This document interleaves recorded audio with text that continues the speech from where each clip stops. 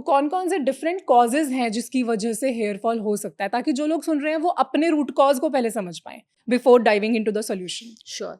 सबसे पहले nutritional deficiencies, मतलब ओके, किसी सबसे चीज, बड़ा कॉज है ये सबसे बड़ा न्यूट्रिशनल डेफिशिएंसीज। किसी न्यूट्रिएंट की कमी होना। नाउ हेयर फॉल एक या दो, बायोटिन बड़ा फेमस हो गया आजकल, बायोटिन खा लो। बायोटिन इतना इम्पोर्टेंट नहीं है, उससे ज्यादा बड़ा एनीमिया है। फीमेल में हेमोग्लोबिन की कमी इंडिया में बहुत कॉमन है और इसकी वजह से हेयर फॉल होता है। तो there are more than 19 macro micro nutrients, अगर एक भी कम हो जाए तो आपको हेयर फॉल हो सकता है। तो आई वुड से सबसे पहले nutrition. Number 2, your gut health. Y?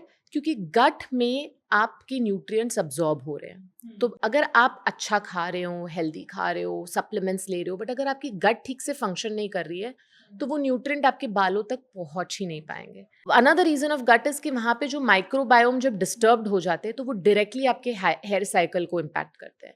तो बाल लंबे नहीं होते, जल्दी गिर जाते हैं, which is the first sign of a type of hair fall. तो वो गट से हो जाता है। नंबर 3, लोगों को पता है स्ट्रेस, हर कोई जानता है स्ट्रेस से हेयर फॉल होता है, बट उधर लोग उस पे काम नहीं कर पाते। तो I I think think this is the reason जो अर्ली एज में भी हेयर फॉल स्टार्ट हो गया, बिकॉज स्ट्रेस भी अर्ली एज से आ गया। Is that right? Absolutely. Then there are hormones. Hormone is a very big piece in women. And मैं हमेशा ये कहती हूँ कि men में अगर हेयर लॉस होता है तो या तो है या नहीं है, ठीक है? कुछ men को है, कुछ को नहीं है। Every one of us, including you and me, at some point in life will go through hair fall.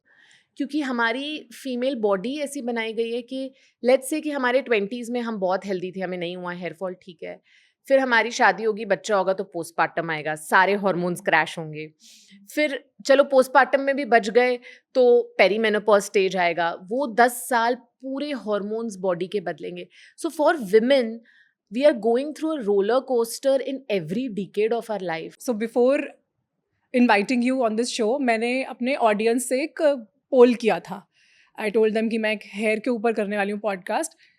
Maximum उस पे जो कमेंट्स थे वो विमेन के थे, और ये जितनी भी अभी आपने मुझे हार्मोनल सिचुएशंस बताई हैं ना, वो सारी सिचुएशंस थी, which is why I want to cover each of these situations one by one. Perimenopausal, postpartum, puberties, जितने भी ये जहाँ पर भी हार्मोन शिफ्ट्स आते हैं और जिसकी वजह से हेयर फॉल होता है, सबके solutions we are gonna discuss. Super, sure. Fine. PCOS जैसी कंडीशंस इसकी वजह से, और ये बहुत कॉमन हो गया है अभी. Genetic female pattern hair loss भी होता है जहाँ पे DHT नाम का एक हार्मोन होता है. तो आप अब अगर आप मेरे कॉजेज सुन रहे हैं तो आप समझेंगे ये सब कुछ इंटरनल है. एक ही कॉज है जो कुछ हद तक एक्सटर्नल है, वो है डैंड्रफ. अगर आपको डैंड्रफ हो तो उससे भी हेयर फॉल हो सकता है, और अगर आपको किसी और टाइप का हेयर लॉस है तो डैंड्रफ होने की वजह से उसकी रफ्तार बढ़ सकती है. जैसे अगर मुझे genetic female pattern hair loss है, मेरी हेयर थिनिंग हो रही है और ऊपर से मैं अपनी स्कैल्प का ध्यान नहीं रख रही, मुझे डैंड्रफ भी हो रहा है, तो वो ज़्यादा तेज़ी से होगा. स्लीप, अगर मैं सोऊंगी नहीं, again it is deeply link to my hormones. अगर मैं सोऊंगी नहीं, the hormones my body will produce on the second day are completely different from a day जिस दिन मैं सोऊंगी. तो sleep impacts your hair directly और इनडायरेक्टली. सो ये बहुत सारे रीजंस है बॉडी में, and that is why Traya had to be a solution. Right. We cannot have a magic product. At least अभी साइंस इतनी प्रोग्रेस नहीं की है कि एक मैजिक प्रोडक्ट बन जाए जो ये सारी चीज़ों को ठीक कर दे. मुझे लग रहा है जो शैम्पूज और इन सब के चलने का एक साइकोलॉजिकल रीज़न है दैट वी ऑफ्टन, हम भी, अगर मैं अपने आप को भी एज ए इंडिविजुअल बात करूँ, तो हमें ईजी सॉल्यूशंस चाहिए होते हैं जिसमें ज़्यादा मेहनत ना करनी पड़े, जो बस काटो घोलो लगाओ एंड सॉल्व, प्रॉब्लम सॉल्व.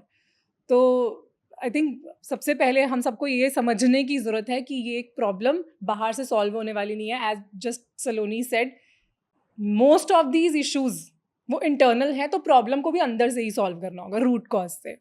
अभी रिसेंटली मेरे नोन में एक दो, one of my friends and one of my cousins, उन दोनों ने अभी they just delivered a baby. And दोनों के मेरे पास, जब मैंने बताया ना मैंने पोल किया, तो दोनों के कमेंट्स आए कि postpartum hair fall, please please please ask this. तो मुझे ना ये दिख रहा था, मैं उसको डिस्कस करूँगी डिटेल में, बट मुझे ये दिख रहा था they used to have very healthy hair by the way, और अब वो कहीं ना परेशान थी, लाइक मेंटली मुझे दिख रहा था they were not okay with this. In fact मेरी फ्रेंड ने तो मुझे कॉल करके अच्छे से बोला, गुंजन मैं बहुत ज़्यादा परेशान हूँ, यू नो. तो आप भी अपने क्लाइंट्स के साथ ऐसा देखते हो that it affects them mentally also? Of course Gunjan, I think जिसके झड़ नहीं रहे ना वो नहीं समझ सकते, लेकिन जिसके झड़ रहे ना, it is not just about hair. जब मैं त्राया में कस्टमर से बात करती हूँ, फॉरगेट जिन्होंने ट्रीटमेंट जस्ट शुरू किया है, इवन पीपल जिनके आ जाते हैं और मैं their treatment is over and they are happy, वो मुझे ऐसी ऐसी चीज़ें आके बताते हैं ना कि मैंने शादियों में जाना शुरू कर दिया है। मैं एक अभी कविता नाम की एक कस्टमर है, उनका फ़ोन है, उनका एक स्कूटर पे एक्सीडेंट हो गया और उनका पैर फ्रैक्चर हुआ, तो एंड मैं उनसे क्लोजली टच में हूँ क्योंकि वो अर्ली डेज़ में हमारी कस्टमर थी। तो मैंने कहा आई एम सो सॉरी आपका फ्रैक्चर हो गया। बोलती अब बाल आ गए ना, बाकी परेशानियाँ तो ज़िंदगी में जी लूँगी। मतलब हर Oh confidence wow. and her strength and willpower in life, her attitude is completely changed. I see Gunjan, people at Traya lose weight. So I go and inquire कि भाई आप इतने अच्छे दिख रहे हो, आपने फिट लग रहे हो, इतने सुंदर हो गए, बाल तो आ ही गए पर आपने 8 किलो भी उतार दिए, ये क्या हुआ? They are like, जब बाल आने शुरू हुए ना तो हमने जिम जाना भी शुरू कर Wow. दिया, हमने हेल्दी Wow. खाना भी शुरू कर दिया. So I think hair just puts you from a bad space in life to a good space in life. It's so much beyond hair. I think for हम, as female, एक दिन भी हमारे बाल अच्छे धुले हुए हों और ब्लो ड्राइड हो तो हमें कितना अच्छा बहुत अच्छा लगता है. वही Yes. Low mood high mood हो जाता है. तो I think Right, it's right, right. Definitely beyond just Beyond hair. that, it affects you psychologically. Yeah.